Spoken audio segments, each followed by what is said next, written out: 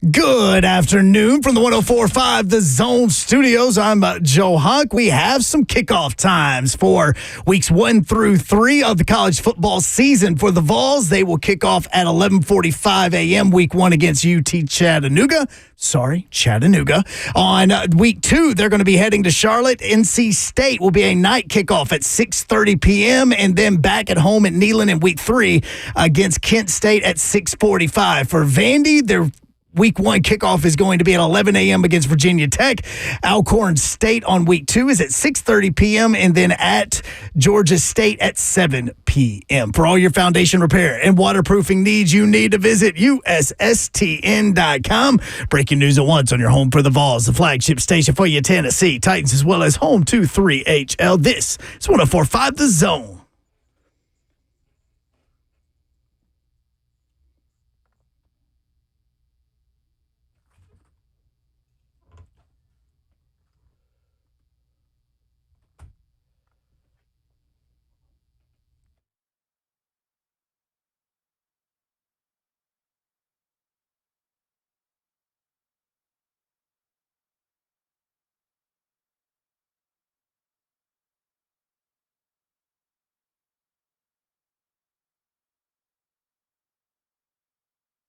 HL 104.5 The Zone. Brent Doherty with you on a Thursday afternoon in the Music City. Beautiful day. Don Davenport is here. What's up? What up, Abby? Happy Thursday, people. How those red shoulders treating you? They're better. They're tan. Catch and slay here. Hey, man, OTAs. Yeah, come on. Get some melanin in you, Babsy. OTAs, organized team activities. Involuntary, voluntary. Yes. Although it is pretty much voluntary these days. Voluntary. I mean, Ron Slay is here. I'm in the building. Better be ready. Car ain't got no roof. So yesterday we made a joke about, Slay and I were walking down the hallway downstairs, and I came to the lane where you would turn to go check the mail. And I check the mail every day, and literally we have mail no days ever. I always tell you to check mine because I haven't checked it in 6 years. Well, luckily yours, mine, and Slay's are all next to each other. Yeah. Right. So it's easy to see nothing in there. We do get a Christmas card from the Predators. Shout out, Preds. Thanks for the love. Appreciate it, Brett. So yesterday, Slay and I were walking past. I was like, you want me to check the mail? And I was like, I don't even know why I'm asking. And you're like, no, don't do it. And so I was like, well, I'm going to do it. So I go in there, and there was something in there for Slay Dog. Yep. And I couldn't believe it. Mm-hmm. And so then today we walk in, and Slay's like, I got a package at the front desk. What was it? Snacks. The one and only. Cookies. You know why? Because listen, when you bring your sexy back and you back on your plan, you know what these are? Vegan. Vegan Biscoff cookies, man. These are. Did y'all know Biscoff cookies were vegan? No. No. There you go. Now you know. There are a lot of things I don't know.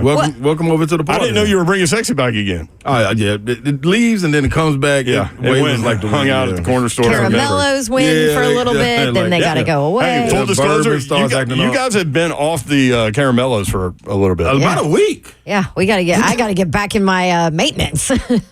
Biscoff. I don't want that crap. So then we come upstairs. Clip it, Hunk, and play that during the break when she come over there. So then we come upstairs, and Tyler from 103.3 goes, Slay, got a package for you. I don't even know where he got the package. Wait, did you have it delivered here, or did somebody deliver it to you? Well, it remains to be seen, but this was a humidor that was delivered as well. That was in the package that Tyler from 103.3 gave him. Okay. He got a humidor. Biscoff cookies and a humidor. So you got to love the people, man, because the people love you back. How about that? Okay. Is that another T-shirt there, Babsy? Oh, yeah. By the way, my Polka Dot Studio, my girl at Polka Dot Studio was like, why do I not have this T-shirt list, Davenport? It's real. I'm like, I'm adding to it. I'm going to wait till we have all the gyms, and then I'll send it to her. She's the one that gave me my That's Bunk shirt. All of Baby Babs, like monogram stuff. And this is my Trash Talk Friday shirt, which I think I might have to break out tomorrow, right? Think so? Yeah, there's that one. My my anti-buck brown poop shirt. That might be your best one. That might be the We best. still got to do that show one day where you and Buck hang out for a while. All right. The executive producer of 3HL is Joe Hunt. Sup? So, What up, Hunt? Sup? I'm about to read the directions for all these little gadgets in there. And we have an in-studio guest for you today What? that we're very excited Yes. about. We gave him a nickname back when he played for the Titans on 3HL that never went away. We call him Moonshine, Marc Mariani. Let's go. Wow, Hunk. Wow. So Maybe you should win that more. was awful. And quick on the trigger. He was waiting for it. Trigger, I thought you'd be dead. Come on, Anyway, man. I texted Mark this morning and I said, "You still good for today? 3 to 4. You're going to be here the entire hour. We're going to get a lot done." You guys are in trouble. Yeah. And you said, "If you guys still want me." And I was like, what kind of passive aggressive crap is that? Did I say that? Yes. I think I said, Did I okay. say that? Yeah. Hey, Well, man. hang on. Let me not misquote you. Listen. You did misquote that. When I You think so? Yep. When any door you guys give me to any little sliver of light to give me, I'm gonna bust that thing down with that opportunity, Hey, baby. listen, that's you words- come in the studio, dang right. That's words 3 to to live 4. by. Did you say 3 to 5:30? Let's go. That's words. Those are words to live by for kids like getting out of college and all that stuff. If the door cracks, kick it down. Yeah. I wrote still good 3 to 4, and you go, "Yep, if you guys are." Yeah. Yeah. Because what You happened last misquoted. time? Well, He ain't wrong. I Because asked we were him to gonna. come in on Monday, and he was like, "Aren't you guys not working? This is Memorial Day. Yeah. Aren't you guys not working on Memorial Day?" And I was like, "Oh, that's a great question. This was Friday." Yeah. And then I'm coming in on Tuesday. Yeah, and then we had a remote. And I was like, all right, I'll go to the W pool. See you there. I'm cool with that. You're a 5-star athlete. Oh, man. So I wrote, you go, "Yep, if you guys are." I wrote, "Let's go, Moonshine Boys." And so here we are. Dawn loves it. Here we are. Let's go. How are Let's you? go. How's the early summer going? Oh, my gosh. So good, man. Life's good. Chasing little kids around. Building buildings? It's really funny. Yeah, trying to. It's funny, and I've been going through this. Summer used to be like, oh, yeah, we got summer. Now it's like summer's coming in with these 2 little turds I got. It's like, oh my gosh, dude. My little man and my little girl, 3 and 5-year-old, just stare at you in the morning now. I'm like, what are you doing here in my space, dude? Don't you have school or like Rise a program or a camp? and So summer is a little more dangerous than it Slade used went to on be. a rant about camps being canceled yesterday. Yeah, I'm man. on top of that, man. I'm trying to figure out what's going on. More camps. More camps. Bring them all back. Yeah. So anyway, but life's good, man. I'm very blessed.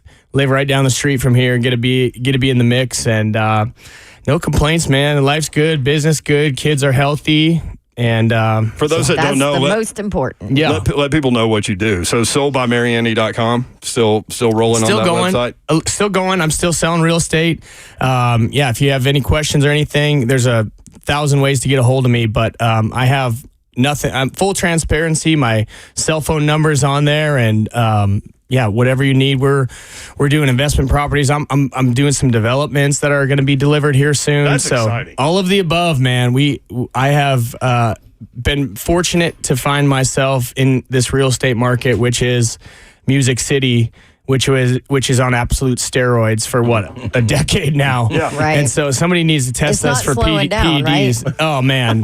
Well, it's the You would safe know zone. doing what you're doing. It's the safe zone. In It's terms not, of development. Yeah, out there in the craziness of real estate, you can get a bad update. You can get bad, Because economic all anybody reports with ever rate. says is interest rates are high. Yeah, exactly. So if you go to other markets, people are slamming the doors and all crazy. But in Nashville, Tennessee, and Middle Tennessee, man, people are foot on the gas. So if you're into it, holler at me. Still doing it and busier than ever. So get a hold of me if you need anything. Do you love still it. soldbymariani.com again, the website? Do you still have the cleats in the trunk, or have you given that up a little bit? Bro, I don't think they'll ever leave the trunk, bro. I'm ready. I am always ready, bro. I'm staying ready. So and do there's you a get couple return spots that are vacant with the two-tone blue. Hey, listen. Rule changes. Return game's back. That's baby. what I Return was game gonna is say. back, fully back. What do you think about that? The cleats are ready. The hamstrings are not ready, but I'll get them. Hey, Right there. What I say, you give me a little crack. You give me all a you little. need. Yeah, I'm gonna burst that door down. What'd you say, Don? the new rules, the new kickoff rules. What are your thoughts on it? My initial thought is very, very happy because for a little bit there, it felt like it was all going away. Yeah. And I thought if the kick return game goes away, you're taking away 2 of the 4 phases. You're taking away 50% of the special teams games, which also means indirectly you're taking away roster spots for pure special let's teams be guys. honest, that's the reason you were able to get a roster spot early Always. on. I mean, the whole time. I mean, I know my role, and it's it's out there, and so I was the guy who could catch the ball and secure it and give it to the offense, and I did that my whole career for 7 years, and that's why I made every team I was on. And it's extremely it's extremely important to be that guy. And for a Pro Bowler doing that. we had a good run there. Yeah. But for a second there, it was going away. And I mean, the punt return game is very important, and it is probably, a little bit more important than the kick return game. It has been the last few years with all the touchbacks. But if you take 2 phases away from special teams, you're talking about really seeing the end. The end is near on special teams in general, and the way that it's coached and the way that it's officiated and all those things. So the new rule changes, I was very excited about. I'm excited that they addressed it because it is a very vertical and dangerous play when you have, like, especially the way you would know. Yeah, the way we had it, 10 years ago when I was a rookie. Because when I was in 2011, my second year, we went to the lockout year, and they tried to change it then, but they just messed with the kickoff yard line. So then they're addressing the wedges and the running start that people get. And so the fact that all the special teams coaches went and sat in a room and said, let's figure this out, what is best for the game. It's mano a mano now. It's a man-to-man blocking scheme, and it's going to be like a extended play in the game where you're going to scheme it up. You're going to run zone schemes and all that stuff. Scheme, exactly, right? Like and so one cut and go. Yeah, and you're going to have coverage teams that excel. It's going to give you an advantage. You're going to have kickers that get to make a difference in the ball game with showing off their skills with placing the ball. Mm-hmm. All that stuff is going to come into play with strategy and stuff. So now where kickoff, kick return was sort of time for everyone to go to a bathroom break and refill the guacamole. Now it's like, all right, what are they going to do? And good coaches are going to scheme it up, and good kickers are going to be able to affect games, and good returners are going to be able to make game-changing plays in the return game. Right. So I think Jaquan Jackson got drafted because of the rule changes. And now you see him out there. He's fast as crap. Yeah. Well, that's a position that's going to get a roster spot. Yeah. And I got one in my back pocket that I want to talk about that I think could be the best kick returner in the – oh, there it is. Oh, okay. Don't check my notes now. No, I think we have one on the roster that is going to be an absolute savage that I want to talk about. Let's do that when we come back. Also, with Traylon Burks dealing with injuries has been a popular topic this offseason. You went through a major injury. And I want to talk about that, like overcoming that, not just physically, but mentally. And we'll do that when we come back. Marc Mariani, former Titan Pro Bowler, in studio, 3HL 104.5 The Zone.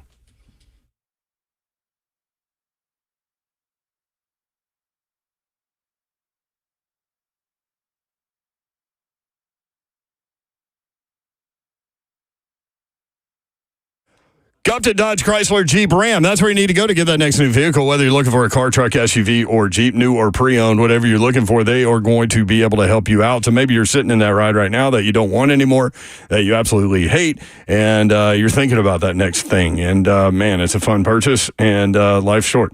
So go see my friends at Gupta Dodge Chrysler Jeep Ram. Tell them what you're looking for, and they'll be able to help you out. 3450 Tom Austin Highway in beautiful Springfield, Tennessee, just 30 minutes from downtown Nashville. So tell them what you're looking for. Take your test drive. Go inside. They will help make the numbers work, and it'll be that easy. Their service department is amazing, impeccable, and all of those things, and they will keep you up to date on what is needed in your vehicle after you buy it in terms of oil changes, tire rotations, all those things. So check them out online. GuptonMotors.com is the website. All the dealership information is there, address, phone number, all the deals that they have going on, the inventory, everything is there. GuptonMotors.com. That's Gupton Dodge Chrysler Jeep Ram.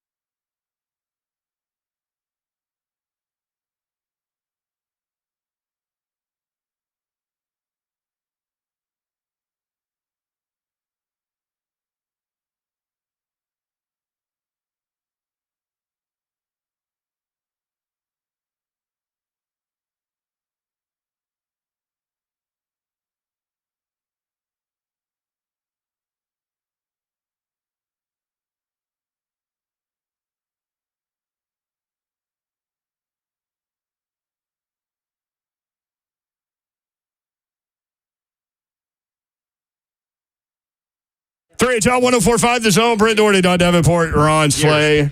Marc Mariani in studio.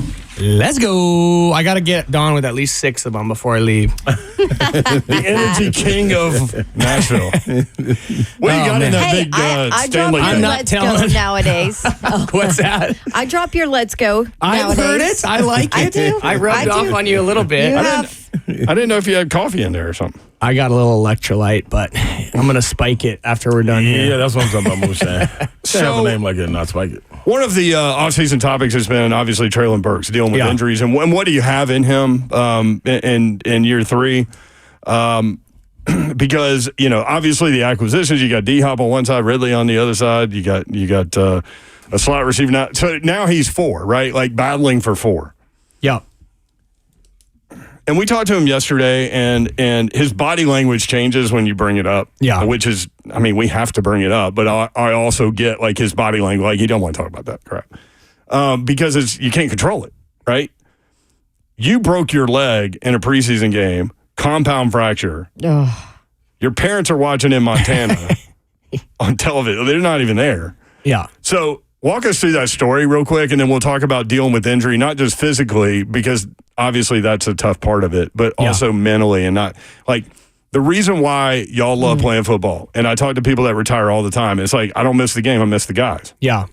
And so like when you're hurt, you're basically on this island out here.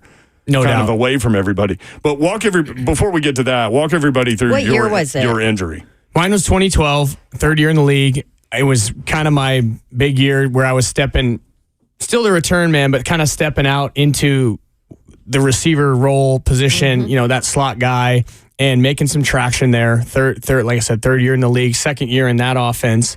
And so I had big expectations and excitement, but third preseason game, and I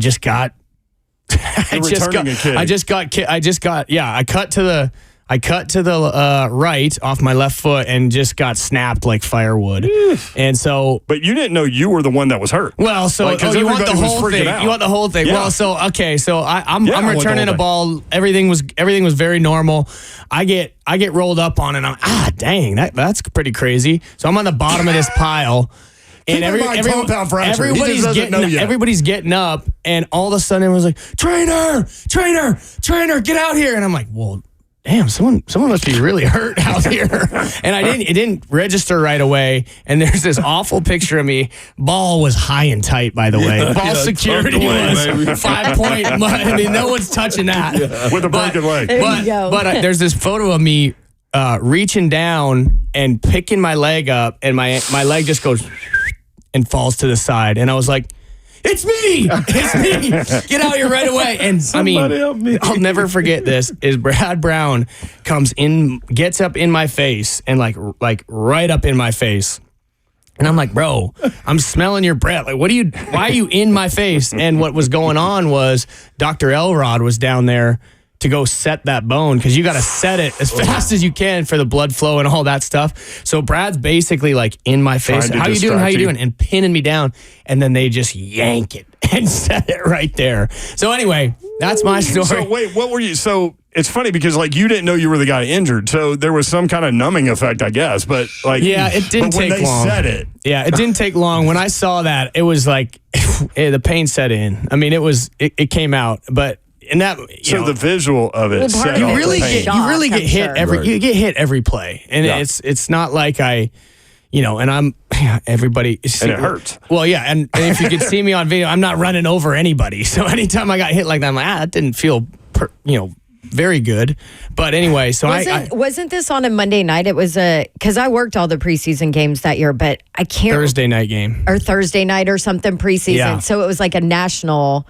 Yeah, I think so. Well, my parents got it. Yeah, Thursday night game instead of like our local. Yep, that's exactly right. It was a night game against the Arizona Cardinals, man. Yep. Come on. Anyway, that started the journey to what you're talking about, Brent, where, I broke it on a Thursday, had surgery immediately that night, and Monday morning, I was in the training room and started my rehab. Monday morning. That's how fast this injury, and that's how much science and technology and medicine have changed, because I had the same injury as Joe Theismann, and it ended his career. Yeah. So anyway, I'm in there Monday morning, and here's where the battle begins. And this is what everyone will tell you, and this is what Traylon and other guys have been going through is when you're in that training room, man, and especially when you're in that situation where I know my season was over, it's just a lonely, miserable place, man. It's just, you are so removed and you are not included, and you are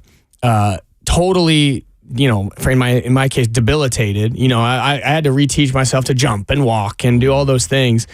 And trust it. And trust it. That was huge when I came back.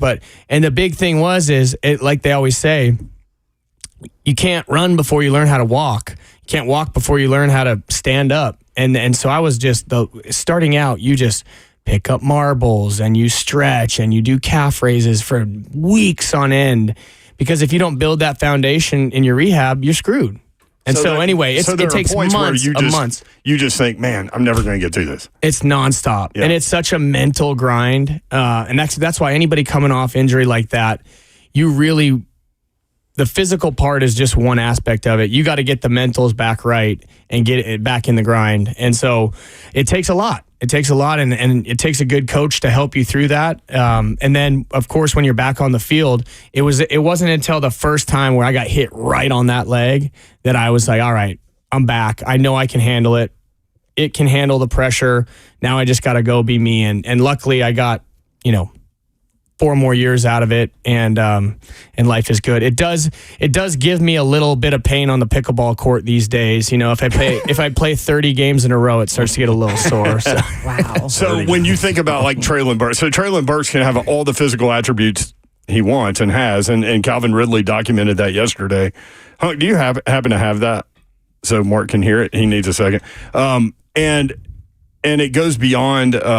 It goes beyond like the physical aspect of it. It becomes a mental thing. Yeah. And that's why did you notice that too when we went to the injury part, Davenport, that his body language kind of changed a little bit? Well, here's the deal, and this is why I've heard everything. I'm the biggest 3HL fan on the planet, so I hear you guys' voices every day, and I know there's one guy in this room who is all about Traylon Burks this year. Oh yeah, there he goes. Go. But my point is back.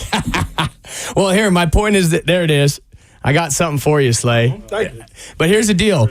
Here's the other thing that Traylon had unfairly that I cannot relate to, and that we kind of did to him, is he had that expectation so high. And this fan base lost AJ Brown, the beloved AJ Brown, and we got Traylon.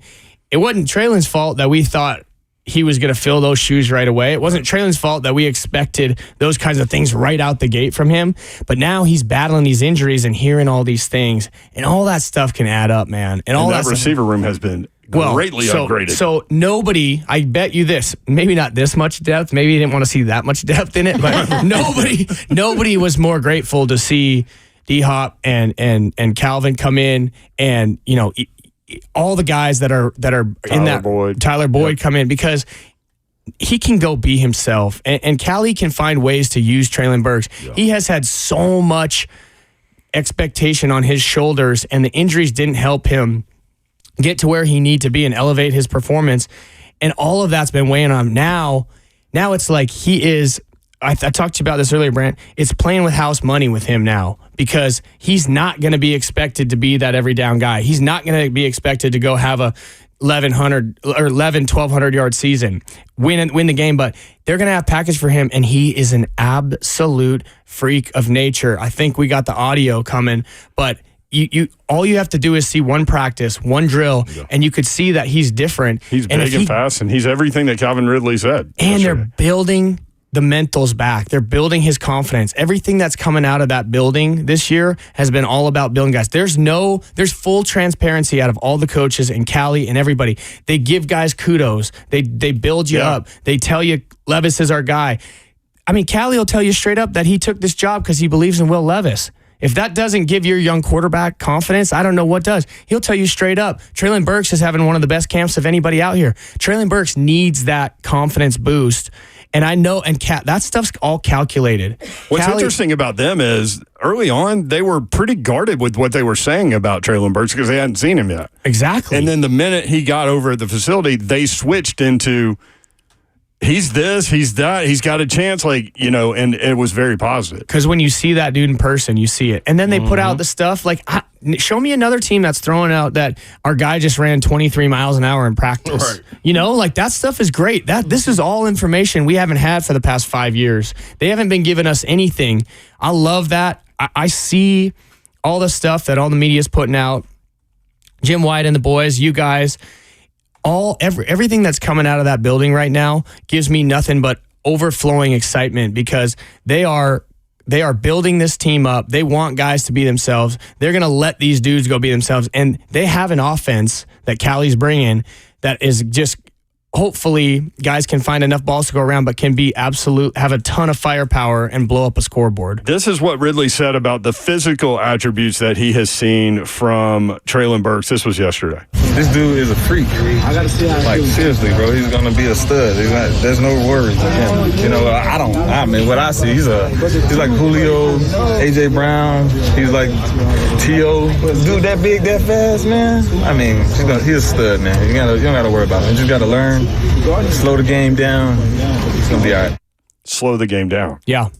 So, physically, Calvin said that. Slay brought up yesterday, I'd forgotten about it, that D-Hop basically said the same things about him a couple weeks ago. Getting over it from a mental perspective. Is that kind of what you're looking for from him right now?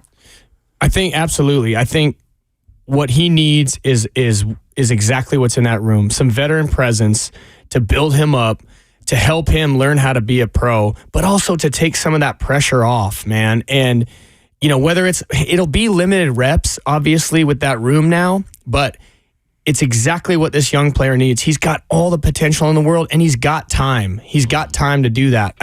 He has 2 years under his belt. He's got coaches that believe in him now. He's got all the athleticism, and he's got a room full of veterans, especially Tyler Boyd, too, who knows this offense. That means something, too, right? Absolutely. Yeah. Critical signing, not just for the player on the field, but for the mentals between the ears that Tyler Boyd and the leadership that he brings to this receiving core. Dude.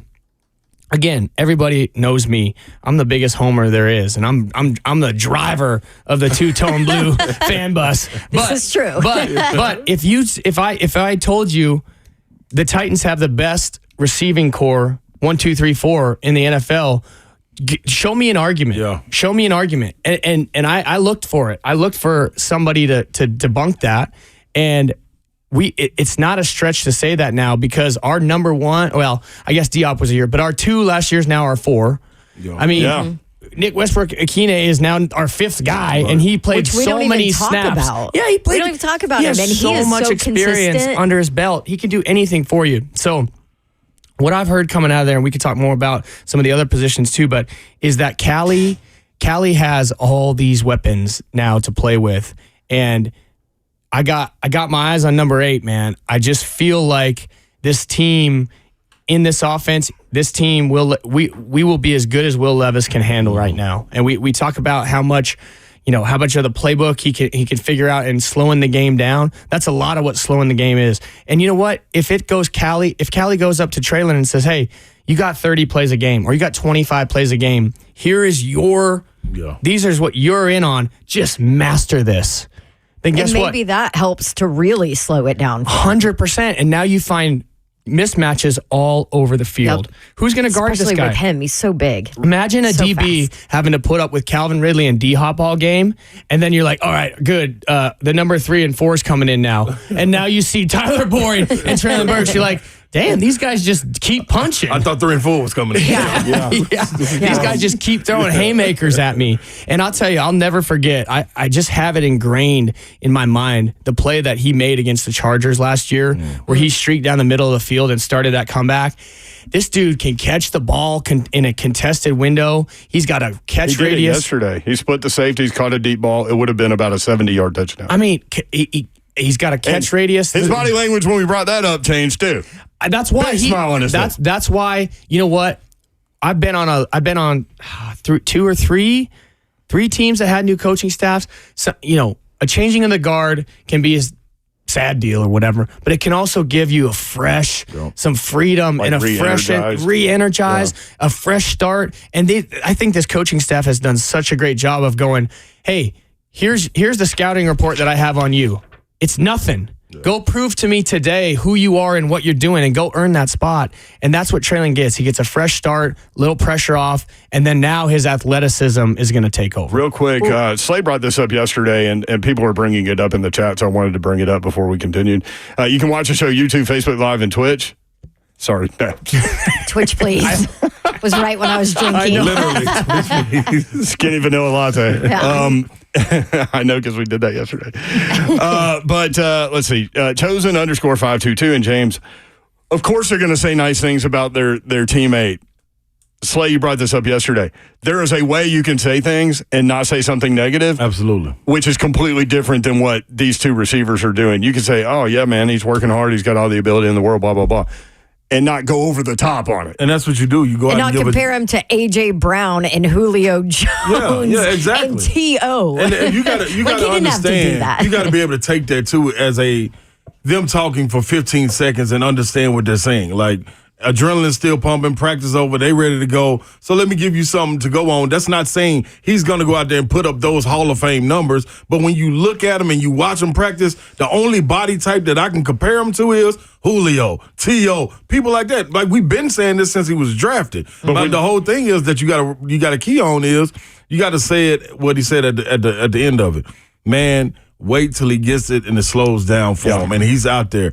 You can always, I promise you, I've been on plenty of teams. Mark, everybody has. Like, you don't have to build the guy up. And one thing I'm not going to do is about a teammate, and you were like, this guy ain't I'm not building it up. Why am I going to put that much pressure on him? I know I'm definitely not going to do that to him. Matter of fact, let's put it on somebody else. Man, Yorl is really good out there today, man, but you should have seen Babs, man. Babs has been so impressive. I like how she came out. She worked early, this, that, and other. And we shifted the whole life from him. You, as a teammate, as a veteran, we're not talking to rookies. We're talking to veterans. Calvin Ridley, D-Hop. What are they gaining by giving this man props? That's what I'm saying. But one thing to it, and I want to ask Mark, man, it's got to be something said also when you walk into a room and people are comfortable in who they are. Yeah. You know what I'm saying? Like, a lot of people, it could be taken different ways. And I mean about it with Tyler Boyd coming in. He could be like, the fans could be thinking like, hey, man, oh, man, he got to battle for his position. No, what you actually have is a guy that's comfortable in this spot. So if it doesn't work out for what you have, you're okay in this situation. But if he is who we think he is, then he's going to look at that as, like what Mark just said, oh, man, I got an opportunity. They not necessarily dependent on me to go out there and be A.J. Brown. I'm not replacing him. I'm getting to come in and be myself, carve out what you could have got. And if that's a first-round pick, that's what it is. If you can go out there and deliver that in small doses and they see something, and now you step into wide receiver 3 next year or wide receiver 2, totally different ballgame. Let's answer that when we come back. Also, people asking your return man. We didn't hit on that. So let's do that when we come back. Marc Mariani in studio, 3HL 104.5 The Zone.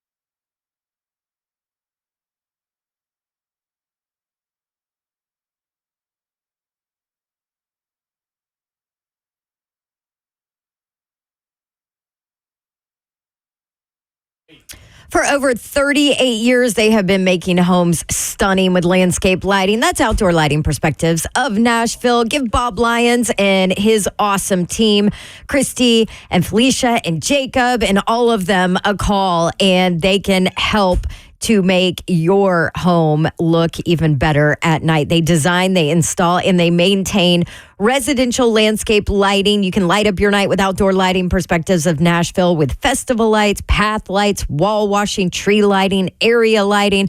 I could go on and on because they do absolutely everything. They even do maintenance on lighting systems they did not install. So if you already have a lighting system in place and it's not working or is old, you need it updated, Outdoor Lighting Perspectives of Nashville can do that for you as well. Family business since 1986. And here's the deal. They are on top of the latest LED lighting, including full range color and warm white lighting. They do full service holiday and event lighting on top of all of this as well, and commercial lighting.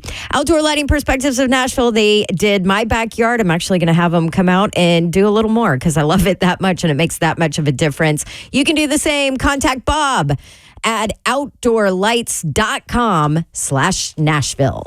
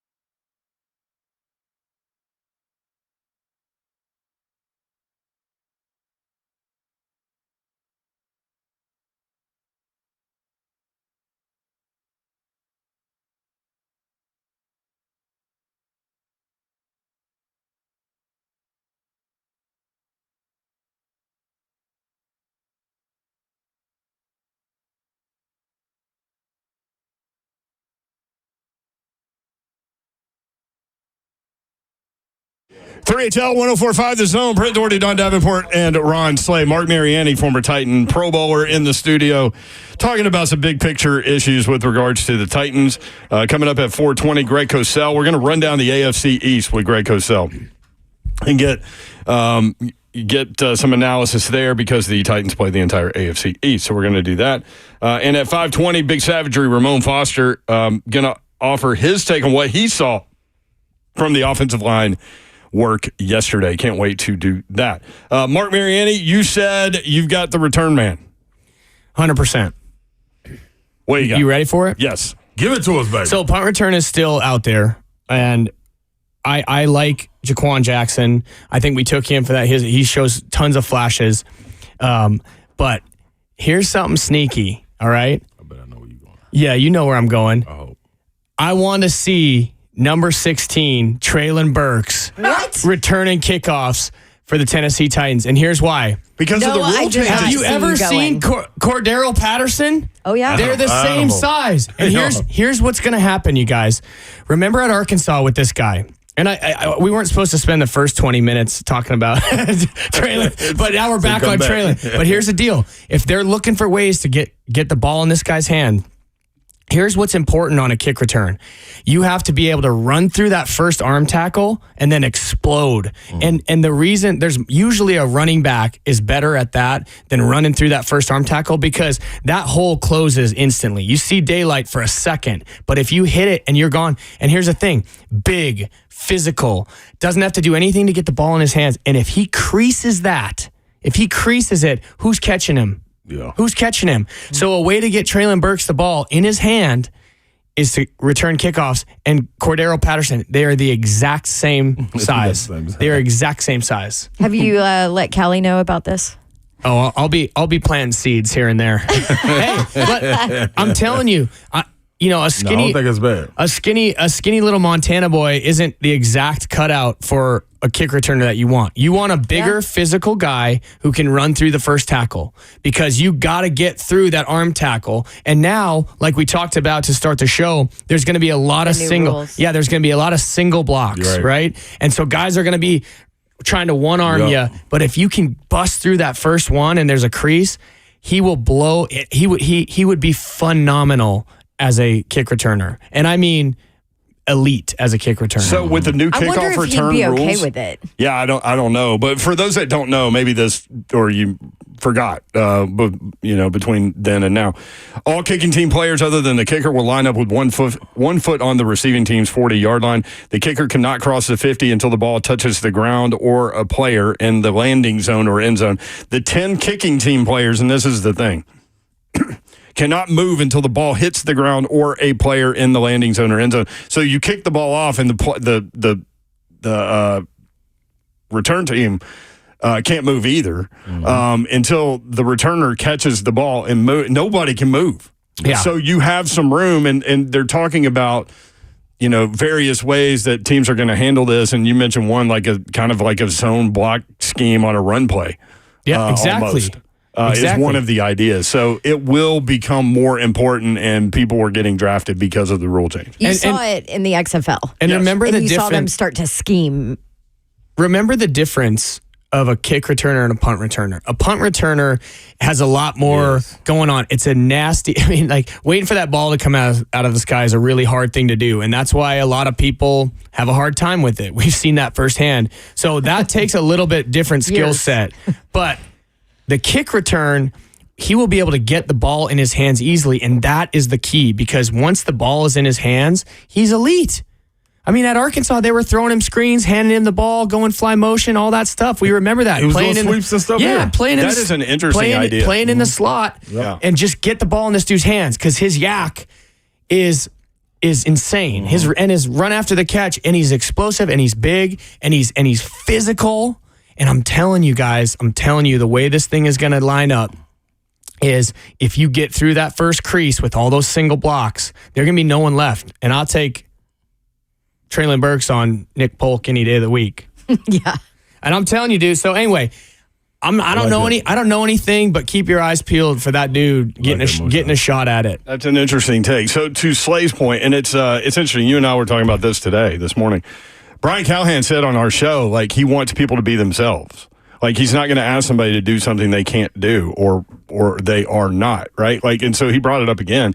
And then one of the players brought it up yesterday. Arden Key brought it up. And he said, look, I was talking to Brian Callahan. What do you need from me? And he said, I need you to be the best you can be. Mm-hmm. Dude. So how much freedom is in that as a player? Listen. To Slay's question. I love Coach Vrabes. I got a lot of respect for him, Hall of Famer and all those things. What I've seen out of this new staff has been such a breath of fresh air. One thing that I respect instantly about Callie is he is a phenomenal communicator. I think that he is, every time he takes the mic, every time, you listening to him on when he's mic'd up or doing an interview or whatever, is calculated, it's transparent, there's no reading between the lines, there's no like, what did he mean by that? He gives people praise. Mm-hmm. He tells you, what the plan is for somebody. He's not hiding anything. Everybody's excited to be there. And I mean, then you couple that with the what's coming out from the players. Mm-hmm. Everybody seems to be loving the game and excited and being themselves. I mean, when he said that, Brent, when Arden Key said that in his interview, he said it happened in a team meeting.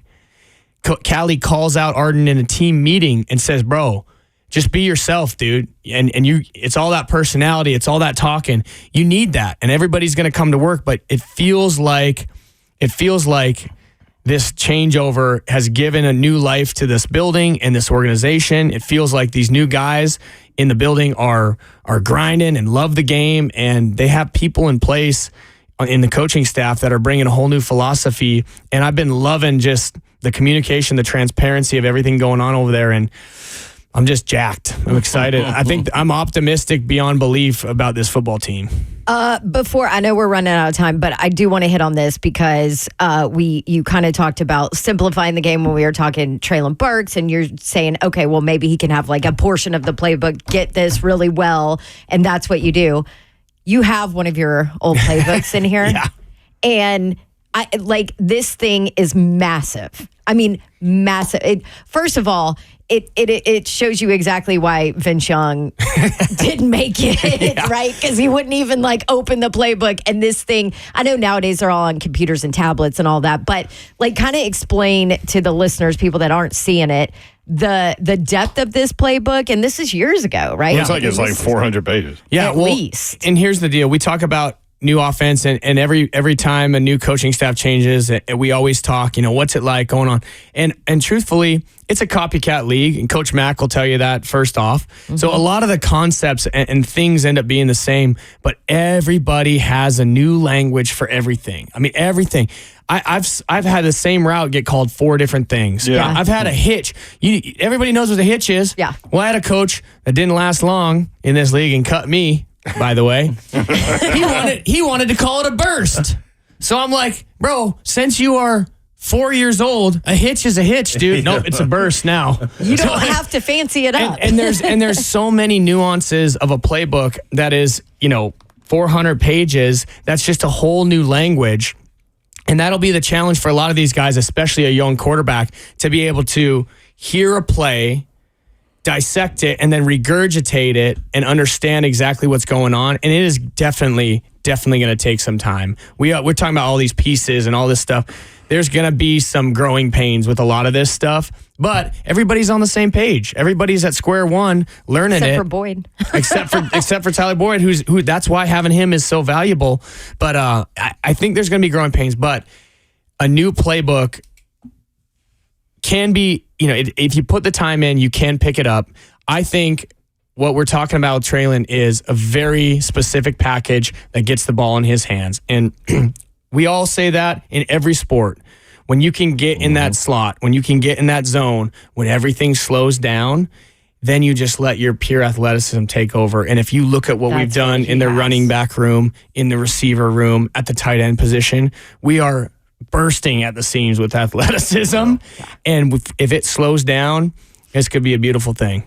Marc Mariani in studio. Can you hang one more? I'll be back. All right, Marc I told Mariani you. with us until 4:20. Give me an inch, I'm going to take a mile, baby. Yeah, he's going to roll until Greg Cosell jumps in. But let's talk more about that, learning a new offense. And a high school player actually lit a light bulb in my head yesterday or 2 days ago. George McIntyre over at Brentwood Academy, 5-star kid going to Tennessee. Yeah. And he said that this is the fourth different offense that he has had to learn in high school. It's and awful. He said it's not even about learning a new offense. It's that your teammates learn at different paces too. Wow. So sometimes like you might learn it quicker ready. than this guy, and you've got to bring him along too. And I hadn't thought about that, but we'll talk about it next. You've had many different offenses, and we'll get your perspective. As Brian Callahan said yesterday, they're almost done with the installation process of this offense. 3HL, Marc Mariani, more next, 104.5 The Zone.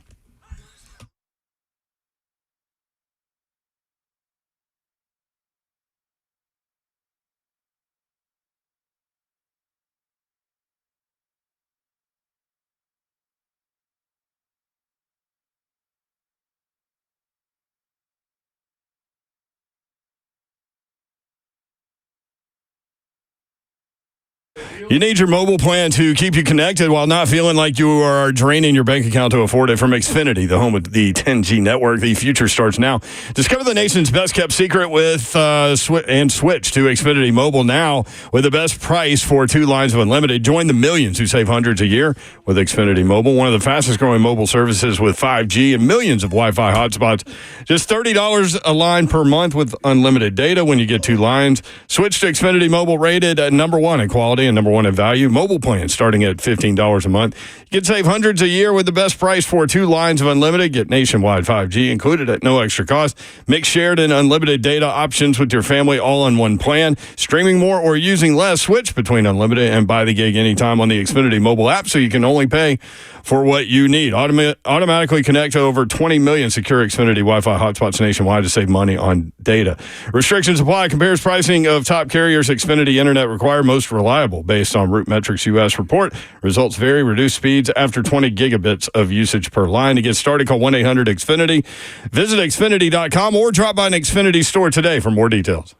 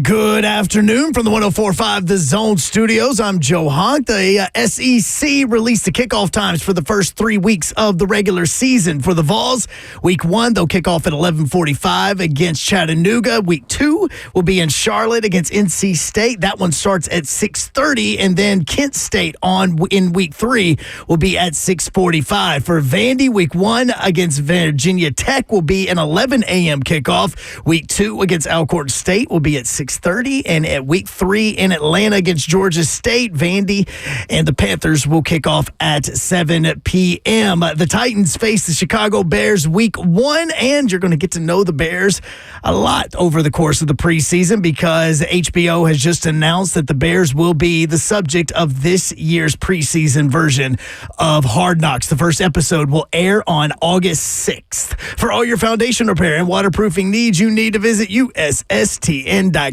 Breaking news at once on your home for the Vols, the flagship station for Tennessee Titans, as well as home to 3HL. This is 104.5 The Zone.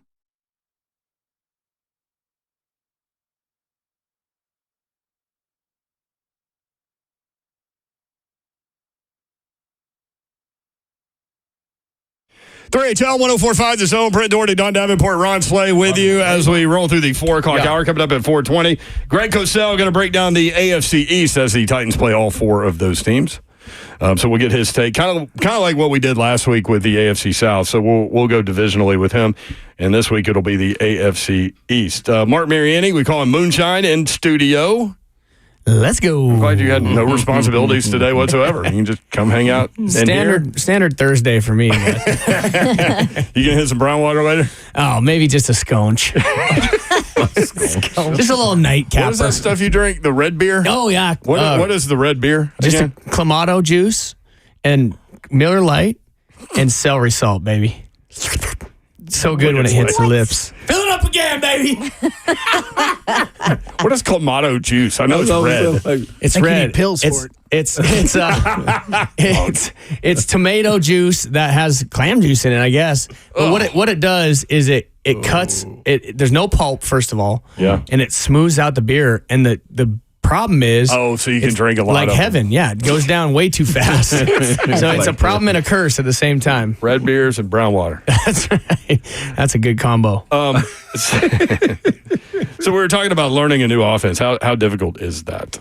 Well, it's like, honestly, it's like learning a new language. I told you. I mean, everybody wants to put their little spin-offs on it. Everybody wants to, has a way that they've done it. And for a young player, especially, we talked about this a little bit during the break, but especially college offenses now have been built to simplify so much. And they're doing signals, and everybody just looks for their thing on the sideline. You don't have to understand and know all the terminology to every little thing. There's so much memorization. And so, the other thing we talked about is everybody picks this stuff up at their own pace. And, obviously our young quarterback has to study and grind and lead the charge when it comes to that. But being the first year in this offense for all these other guys as well, it's just a learning curve, man. And there's going to be some things. You're going to see some missed assignments and stuff like that. But they're going to give this. They're going to get these guys individually as much as they can absorb and ask them to do those things. And I think it'll work out good. I mean, listen. At the end of the day, you're a professional, right? And this is part of your job to learn these offenses. And it sucks, man.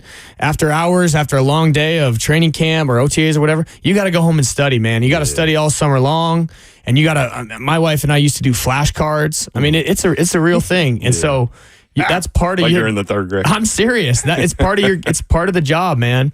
And for me, I didn't get that many. If I went in there and had a missed assignment, I'm like, I'm back in the line for 2 days at training camp. Like, I don't get that many chances. So. But also, what helped me during my career was that I did pick it up fast. And, you get into these places, too, don't forget, where you have an offensive coordinator that's calling the shots, but you also have all these position coaches who have to build their rotations. And when it comes to, say, 2-minute period in practice, well, sometimes they don't matter. It doesn't matter what receiver they want in. The receiver's coach wants to throw the guys in who is going to make their group look the best. Right. And sometimes I get thrown in there because they know I know my assignments. Like everybody, So the these OC guys, didn't ask these for other you to guys be are a in there. liability, and they can't run it. Messes up. So, But in some cases, the OC didn't ask for you to be in there, but you are, and he calls the play anyway.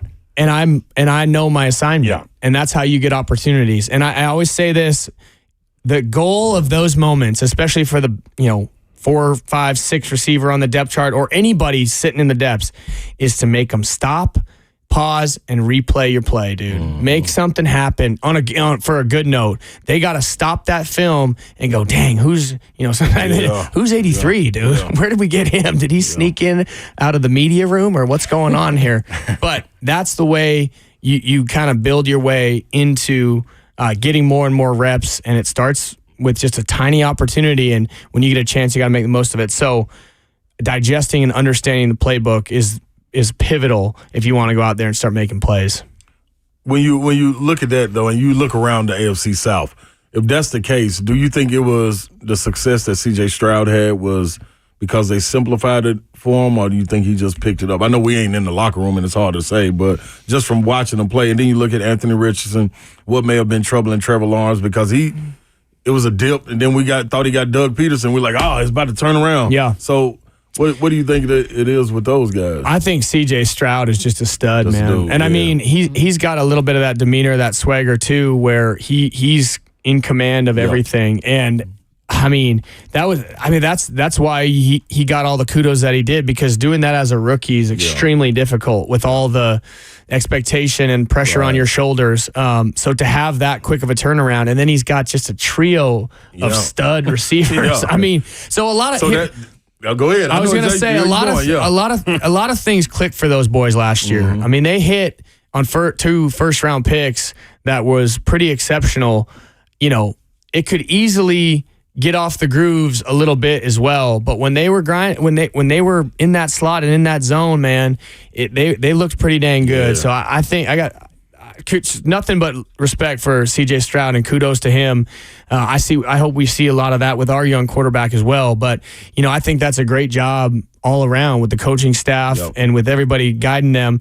And then, man, this is what you're going to see this year too, man, is getting guys in position to be themselves and to do the things that they do best. It's not stuck in this offense that's dictated by Derrick Henry and the ground and pound and the physical thing, and then we're going to play off that. Right. We got a bunch of Swiss Army knives. Callie was talking about Tyjae Spears and Pollard and Tony Pollard, to just absolute explosive one who's a young guy and one who's proven, Tony Pollard, to be close, one of the best backs in the league in certain years.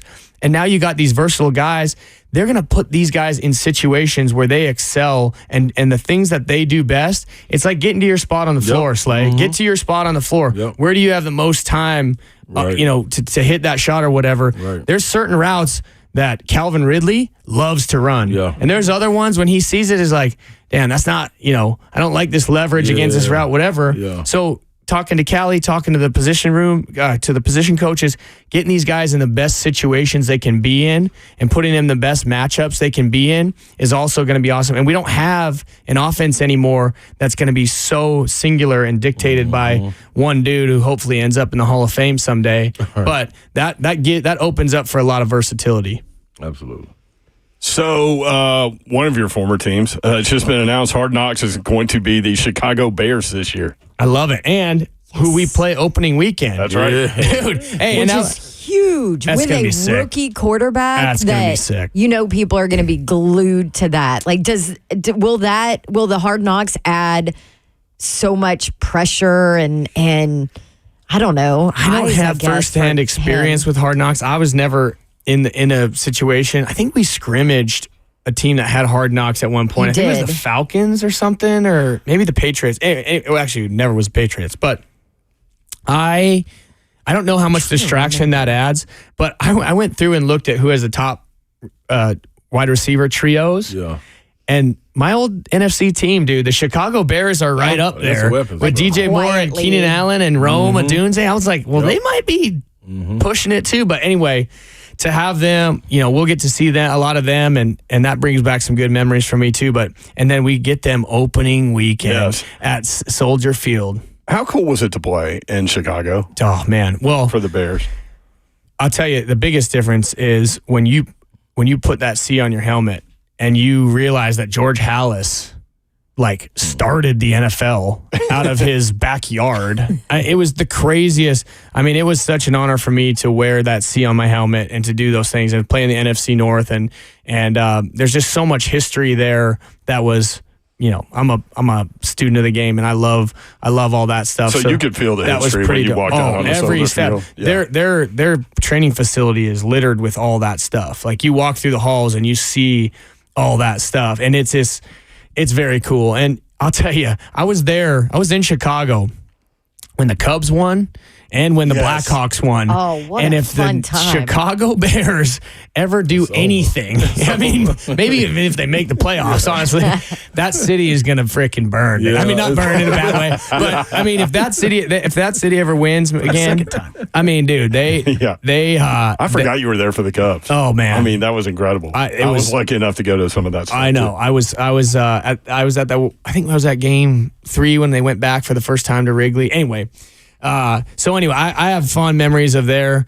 I can't wait to start Caleb Williams' career off with a loss, but hey, I'm a two-tone diehard, man. But that's a lot. To Don's point, that's a lot of pressure for a rookie quarterback. He's going to be feeling it anyway as the number 1 overall pick, as the quarterback, as a rookie for that franchise who hasn't had a quarterback in forever. No really, doubt. that's done anything. No doubt. And then to get them in week 1, you couldn't have asked for more. Coming off of Schedule-wise, Hard Knocks, I love that. And Soldier Field, take it from me, can be nasty. How cold does it get? Well, and catching punts on the lake, thanks. That's a joke. That might be why they gave me the old see you later, bro. No, but so to see that stadium in the sunshine in the summer is going to be so sick. Dude, it gets so cold. You're saying the ball moves on punt returns with Lake Michigan? We just talked about the difference between punt return and kick return. Like when you're watching that ball fly out of the sky and it just starts knuckling on you, you're like, just say a prayer, dude, and hope, and hope someone didn't miss a block because golly, dude. We were just talking today. So did you see Northwestern's renderings of their new stadium? Oh my gosh, I missed it. It is on. It's beautiful. It's gorgeous. Oh yeah, we lived in Evanston. It's on Lake Michigan. Yeah, It's right on there. Lake Michigan. I'm like, they're Outdoor? never. Yes. Oh, jeez. I'm like, they're never going to be able to recruit a kicker there ever, ever. That's right. That place, it's a very special place, and Chicago's a great city, but that weather coming down that lake and it hits the land. It's a different kind of cold. The systems hit land right at the point there, right of Chicago, and so you get all sorts of. It's never just calm. It is never just chill. It's either windy or whatever. I love it, and I think this excitement is also overflowing up there right now. But anyway, it was cool to see them on the schedule week 1. Mark, I said that was the most miserable game I've ever worked, ever in college football. It was a Northwestern-Wisconsin game. Oh, my Lord. 32 degrees, pouring rain, and 80-mile-per-hour winds. One last thing. When I was playing there the years where they were building the Vikings' new stadium. Yeah. So we had to go to Minneapolis both years there, middle of winter in December. And it was Minnesota Gopher Stadium, and it was the nastiest, worst place I've ever. I played in cold games in Montana. This guy I was like, graduated from Montana. It was so awful, and I can't even explain it. And we got anyway. Montana's cold. Yeah. Well, hey, good to see you, man. Don't be a stranger. Yes. I miss you guys. Anytime you want to play hooky from developing Nashville, let us know. Hey, you know where I'm at, dude. You give me an inch, I'll take a mile. What are you guys doing tomorrow? So, right back in there. Hey, not much. Thank you guys, man. I appreciate you having me. I miss you guys too. At Marc Mariani 80 on X. Check him out on all the socials. Go have some brown water for us. Love you guys, and a red man. beer. We'll see you soon. When we come back, Shine. When we come back, Greg Cosell is going to break down the AFC East. Titans play all 4 of those teams. That's next. 3HL 104.5 The Zone.